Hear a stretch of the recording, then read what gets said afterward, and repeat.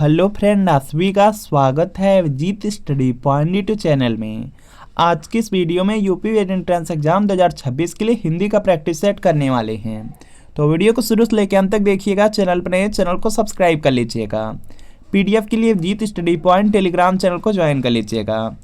आज की क्लास में हम हिंदी के 40 प्रश्न करने वाले हैं और अगर इन 40 प्रश्नों में से आपके 20 प्लस प्रश्न बिल्कुल सही होते हैं तो आप यूपी एंट्रेंस एग्जाम को काफ़ी अच्छे स्कोर से पास कर सकते हैं। तो आज की क्लास से कितने प्रश्न आपके बिल्कुल सही हुए हैं या कमेंट आप जरूर कीजिएगा। आज की क्लास का आपका सबसे पहला प्रश्न है, निम्नलिखित शब्दों में से शुद्ध शब्द है। तो इसका देखिए आपको सही जवाब बताना है। यहाँ पे 4 ऑप्शन दिया गया है और इसमें यहाँ पे शुद्ध रूप से लिखा गया जिजीविषा। तो आपको बताना है कौन सा शुद्ध है। तो यहाँ पर आप लोग ध्यान से देखेंगे, जो आपके ऑप्शन बी में जिजीविषा लिखा गया यह बिल्कुल शुद्ध शब्द है। तो यहाँ पे बी वाला बिल्कुल राइट आंसर हो जाएगा। अगला प्रश्न आपके सामने स्क्रीन पर है, सभी लोगों को प्रयास करना है और इसका राइट आंसर करना है। य र ल व किस प्रकार के व्यंजन हैं? य र ल व यह किस प्रकार के व्यंजन हैं? तो यह हो जाएंगे अंतस्थ व्यंजन हैं। तो यहाँ पर आपका ऑप्शन नंबर बी वाला बिल्कुल राइट आंसर हो जाएगा। अयोगवा अगर आपसे पूछ लिया जाता है तो इसमें आपका हो जाएगा अनुस्वार और विसर्ग हो जाएगा, अंग और अ हो जाएंगे। इसके बाद देखेंगे स्पर्श व्यंजन या स्पर्शी व्यंजन पूछा जाए तो क से लेकर के म तक होते हैं। इनकी संख्या 25 है। और उसमें व्यंजन अगर आपसे पूछ लिया जाए तो स ख स ह हो जाएंगे। तो यह सब आपको याद रखना है, यहाँ से प्रश्न पूछा जा सकता है। इसके बाद नेक्स्ट है कि लिपि चिन्हों के क्रमबद्ध समूह को क्या कहते हैं? तो यहाँ पे इसका राइट आंसर हो जाएगा, देखिए जो लिपि चिन्हों के क्रमबद्ध समूह होता है उसको वर्णमाला कहा जाता है। तो यहाँ पे डी वाला बिल्कुल राइट आंसर है। जो भी छात्र इसमें डी को चूज किए वह राइट होंगे। इसके बाद उसमें वर्ड हैं, अभी आपको उसमें व्यंजन बताया गया है। तो यहाँ पे इसका राइट आंसर हो जाएगा जो स ख स ह हैं, इसी के साथ ह भी रहेगा, वह भी उसमें वर्ड के अंतर्गत ही आता है। तो इसमें 3 दिया गया है तो बी वाला बिल्कुल राइट आंसर हो जाएगा।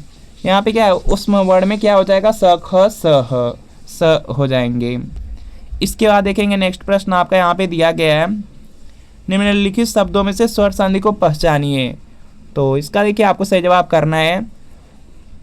तो यहाँ पर हो जाएगा आपका अभ्यारण्य शब्द। अभ्यारण्य शब्द में आपका होगा स्वर संधि। तो यहाँ पे ये वाला आपका राइट आंसर होगा। इसके बाद नेक्स्ट है, यह पुस्तक भी हाथों हाथ बिक गई, रेखांकित शब्द में कौन सा समास समाहित है? तो यहाँ पे इसका राइट आंसर हो जाएगा अव्ययी भाव समास हो जाएगा। अव्ययी भाव समास होगा, बी वाला राइट आंसर है।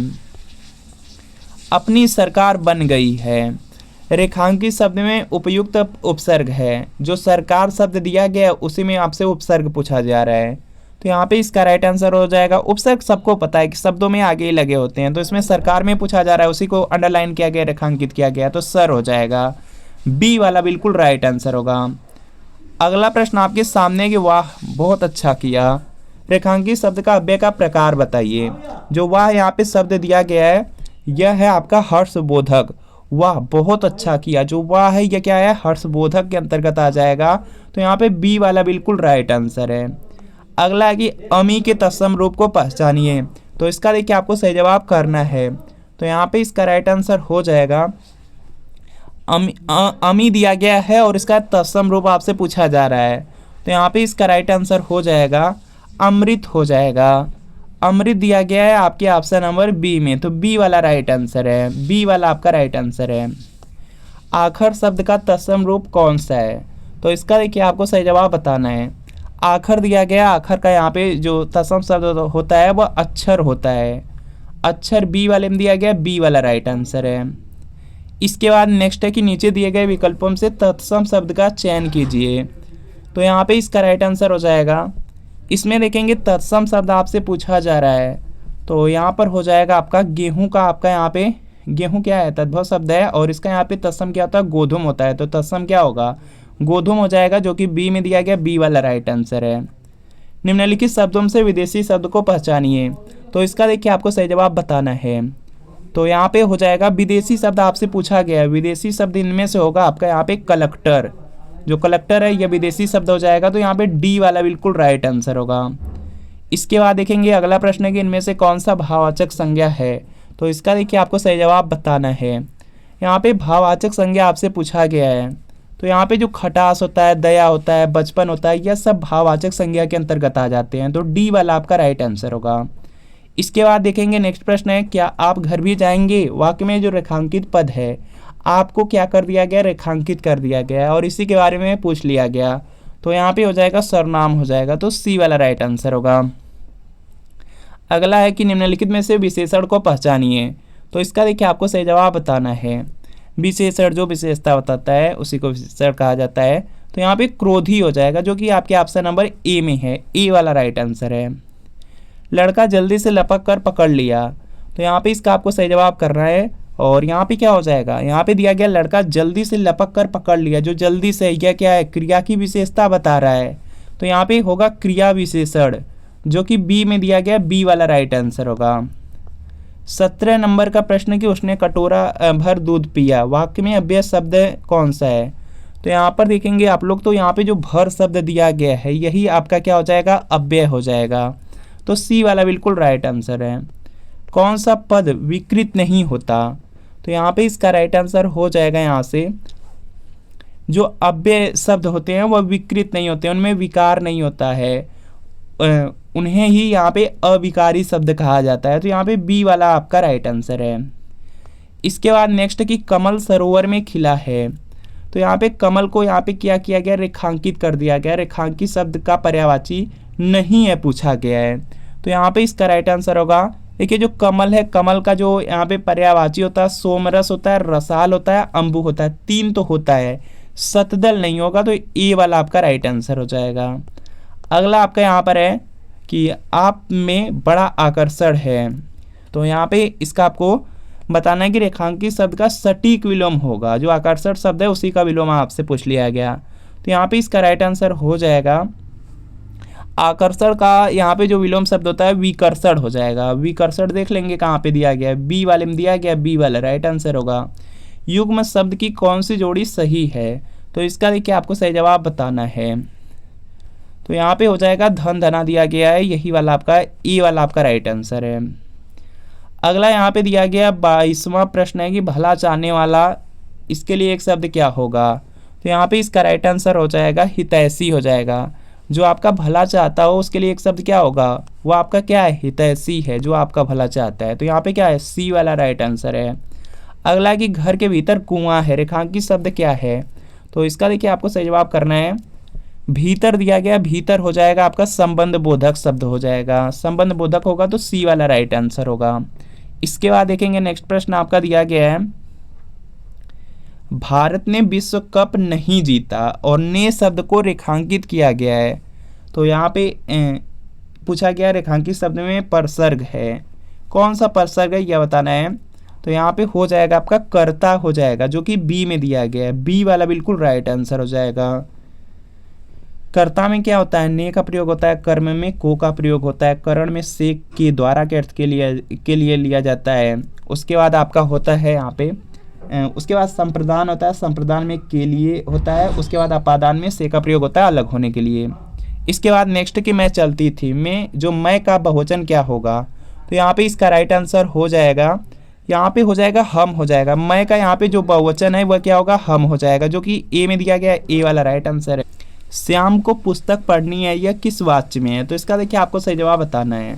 यहाँ पे जो क्रिया होता है, क्रिया जिसके अनुसार लगी रहती है उसमें उसी प्रकार का वाच्य रहता है। जैसे कर्ता के अनुसार अगर क्रिया लगी है तो कर्तृवाच्य, कर्म के अनुसार लगा है कर्मवाच्य, भाव के अनुसार क्रिया लगी है तो भाववाच्य। तो यहाँ पे कर्ता के अनुसार लगी है तो यहाँ पे कर्तृवाच्य हो जाएगा, जो कि बी में दिया गया, बी वाला राइट आंसर है। अगरबत्ती की सुगंध से थकावट दूर हो गई, निम्नलिखित में से इस वाक्य में प्रयुक्त काल बताएं। तो यहाँ पे इसका राइट आंसर हो जाएगा, इसमें सामान्य भूतकाल है, सामान्य भूतकाल है, तो यहाँ पे सी वाला बिल्कुल राइट आंसर है।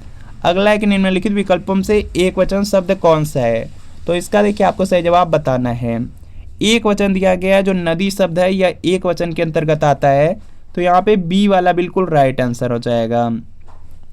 इसके बाद अगला प्रश्न है कि निम्नलिखित विकल्पों में से दिए गए वाक्य का सही वाक्य भेद पहचानिए। तो यहाँ पे देखेंगे दिया गया पुस्तक बाजार में बहुत महंगी थी इसलिए पुस्तक से ले ली, पुस्तकालय से ले ली। तो यहाँ पे होगा संयुक्त वाक्य हो जाएगा, संयुक्त वाक्य दिया गया डी वाले में, डी वाला राइट आंसर है। अगला देखेंगे 30 नंबर का प्रश्न है कि बुखार में चावल नहीं खाना चाहिए, अर्थ के आधार पर वाक्य का प्रकार बताइए। तो यहाँ पे इसका राइट आंसर हो जाएगा, देखिए दिया गया बुखार में चावल नहीं खाना चाहिए, अगर अर्थ के अनुसार देखेंगे तो इसमें मना किया जा रहा है, निषेधात्मक यहाँ पे वाक्य हो जाएगा, जो कि बी में दिया गया, बी वाला राइट आंसर है। इसके बाद नेक्स्ट प्रश्न आपका दिया गया है और इसमें दिया गया अपने अपने किताबें बस्ते में डाल लो, कोई त्रुटि नहीं, इस वाक्य में त्रुटि है। तो किस पार्ट में त्रुटि है यह आपको बताना है। अपनी अपनी नहीं होता, क्या होता है, अपनी अपनी किताबें बस्ते में डाल लो, अपनी अपनी होता है। तो यहाँ पे जो गलती है किस में होगा, इस वाले में, ए वाले पार्ट में होगा, तो ए वाला राइट आंसर है। अंग्रेजी में कामा को हिंदी में किस चिन्ह के रूप में संदर्भित किया जाता है।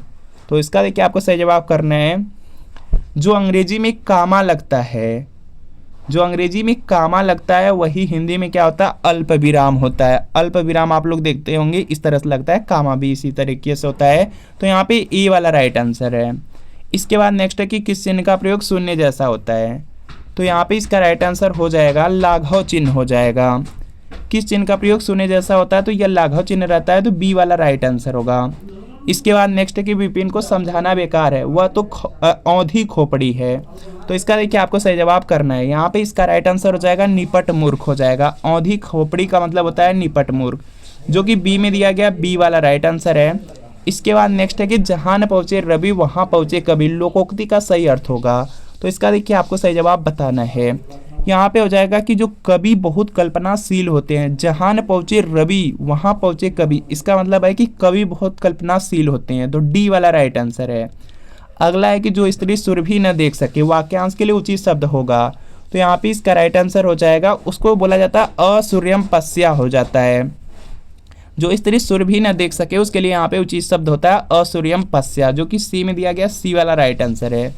दिए गए विकल्पों से उत्कंठा के समानार्थी शब्द कौन से हैं। तो इसका देखिए आपको सही जवाब बताना है। उत्कंठा का हो जाएगा उत्सुकता और अभिलाषा होगा, जो कि ए में दिया गया है, ए वाला आपका राइट आंसर है। इसके आगे भी प्रश्न है, उससे पहले देख लीजिए यूपी वेट एंट्रेंस एग्जाम के बारे में। यूपी वेट एंट्रेंस एग्जाम में देखेंगे टोटल 200 प्रश्न पूछा जाता है, 400 नंबर का एग्जाम है। अगर आपके 250 नंबर तक आते हैं तभी आपको सरकारी कॉलेज मिल पाएंगे। और यूपी वेट एंट्रेंस एग्जाम में देखेंगे जीके के 50 प्रश्न होते हैं, 50 में देखेंगे लगभग आप लोग देखेंगे 30 से 35 प्रश्न प्रीवियस ईयर पेपर से। बिल्कुल इसी तरीके से हिंदी है, हिंदी में 50 प्रश्न पूछा जाता है, लगभग 35 से 40 प्रश्न प्रीवियस ईयर पेपर से। इसके बाद आपका रीजनिंग है, रीजनिंग में भी 50 प्रश्न होते हैं, लगभग 35 से 40 प्रश्न प्रीवियस ईयर पेपर से ही पूछे जाते हैं। इसके बाद देखेंगे आपका सब्जेक्ट है, सब्जेक्ट में आर्ट्स साइंस कॉमर्स कोई भी सब्जेक्ट हो उसमें देखेंगे लगभग आपका 50 में 25 से 30 प्रश्न है प्रीवियस ईयर पेपर से ही होता है। तो यूपी वेट एंट्रेंस एग्जाम के लिए प्रीवियस ईयर पेपर जरूर पढ़ें। या यूपी वेट एंट्रेंस एग्जाम के लिए प्रीवियस ईयर पेपर है, इसमें 2011 से लेकर 25 तक का पूरे 15 साल का पेपर मिलेगा। आंसर की के साथ एक्सप्लेनेशन, सॉल्यूशन, व्याख्या सब कुछ रहेगा। और सभी सब्जेक्ट रहेंगे जीके, हिंदी, रीजनिंग, कला वर्ग, विज्ञान वर्ग, कॉमर्स, एग्रीकल्चर। तो वीडियो के नीचे डिस्क्रिप्शन में लिंक है, लिंक को क्लिक करिए, नाम मोबाइल नंबर फिल कीजिए और फिल करना है नाम मोबाइल। उसके बाद आपको सिर्फ 30 रुपये की पेमेंट करनी है। जैसे 30 रुपये पेमेंट करेंगे तो प्रीवियस ईयर पेपर का जो PDF होगा डाउनलोड हो जाएगा। इससे तैयारी कर लेंगे, वेट एंट्रेंस एग्जाम में बहुत ज़्यादा हेल्प मिल जाएगी। और लिंक से परचेज करने में कोई प्रॉब्लम आ रही है, व्हाट्सअप नंबर दिया गया है, इस व्हाट्सअप नंबर पर लिखना है यूपी वेट entrance previous year paper. Art या साइंस लिख करके मैसेज करना है व्हाट्सअप पर ही। जैसे मैसेज करेंगे रिप्लाई किया जाएगा, 30 रुपये की पेमेंट करनी है। और जैसे 30 रुपये की पेमेंट करेंगे तुरंत प्रीवियस ईयर पेपर का जो PDF होगा आपको सेंड कर दिया जाएगा। तो इस व्हाट्सएप नंबर पर मैसेज जरूर कर लीजिए। नेक्स्ट प्रश्न आपका है कि निम्नलिखित में से एक पश्चिमी हिंदी वर्ग की बोली नहीं है। तो इसका देखिए आपको सही जवाब करना है।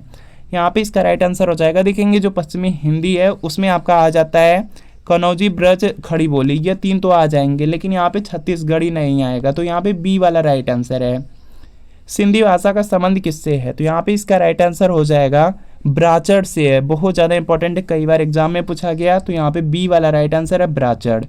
इसके बाद अगला है कि प्रेम पथिक के रचयिता कौन है। तो यहाँ पे इसका राइट आंसर हो जाएगा जयशंकर प्रसाद हैं, जो कि आपके ऑप्शन नंबर ए में दिया गया है, ए वाला राइट आंसर है। तो फ्रेंड आपको बताना है कि इन 40 प्रश्नों में कितने प्रश्न आपके बिल्कुल सही हुए हैं, या कमेंट आप जरूर कीजिएगा।